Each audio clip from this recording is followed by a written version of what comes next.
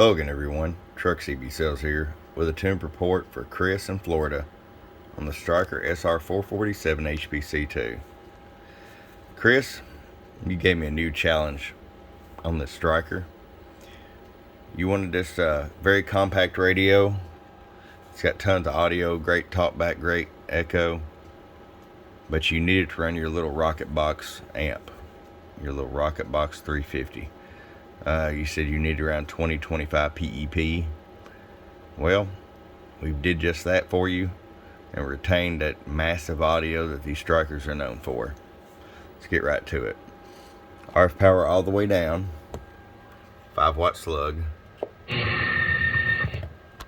Well, let's just mute our monitor radio. We always run everything through the Anon, the very last step, to make sure it sounds good.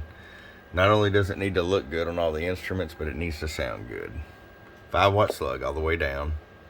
1 watt all the way down. That way you'll be able to roll it down there to get full adjustability. 5 watts all the way up.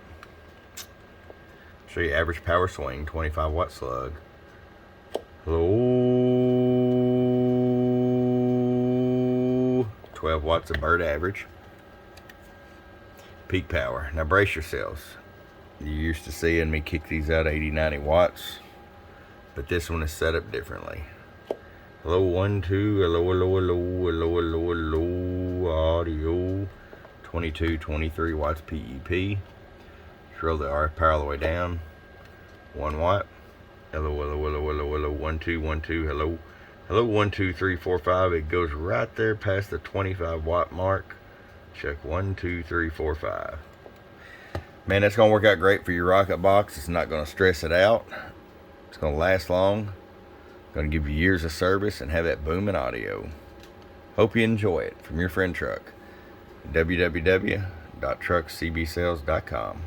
Bump, bump.